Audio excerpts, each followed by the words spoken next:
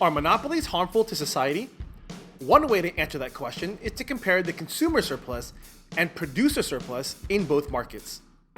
When comparing the market equilibrium in a monopoly and in a competitive market, notice that prices are higher and quantities are lower in a monopoly.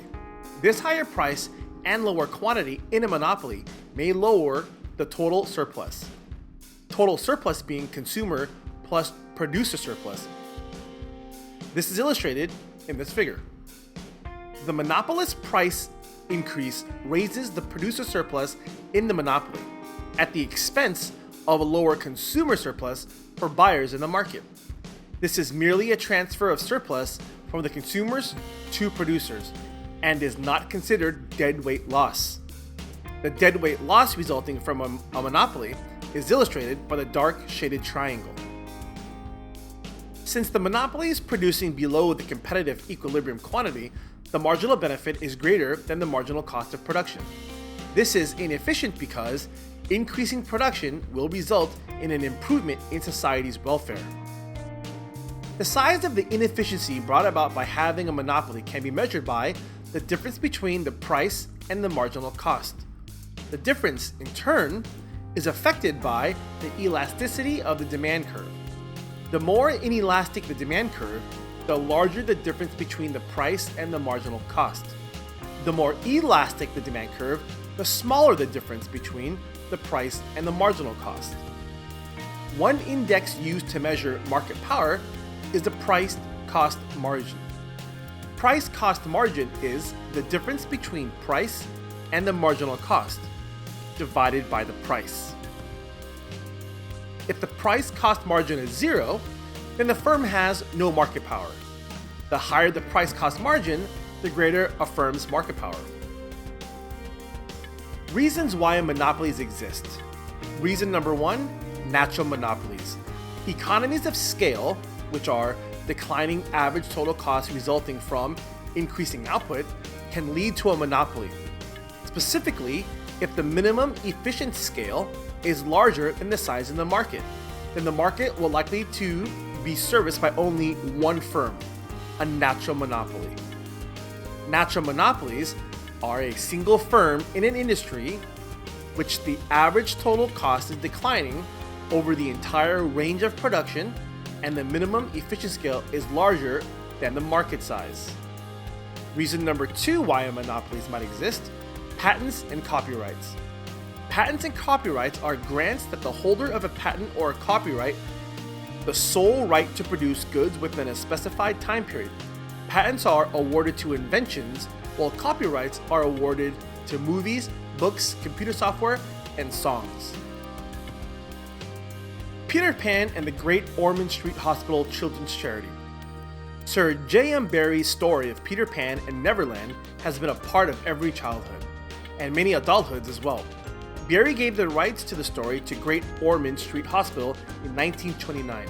Since then, the hospital has received royalties every time a production of the play is put on, as well as from the sale of Peter Pan books and other products. Although UK copyrights expire 50 years after an author's death, Great Ormond Street has the unique right to royalties from Peter Pan forever. Throughout the European Union, Peter Pan's copyright is good until 2007. It extends until 2023 in the United States. Because the European Union's copyright of Peter Pan will expire in Europe in 2007, author Geraldine McGoffrin has been chosen by the Great Ormond Street Hospital Children's Charity to write the authorized sequel to the story. Copyright to the story will be shared by both the author and the Great Ormond Street Hospital Children's Charity. Why award patents and copyrights? Monopoly rights through patents and copyrights stimulate innovation by giving inventors more incentives to devote resources to invent new products or take a risk and try new ideas. Barriers to entry allow monopolies to persist. Two examples of barriers to entry: 1, a professional certification, such as passing the California bar exam, or 2, threats of potential entry where a firm keeps prices low when a potential entrant to the market exists. Our discussion of monopolies focus on those that charge a single price to all customers. However, some monopolies can practice price discrimination. Price discrimination is a situation in which different groups of consumers are charged different prices for the same good.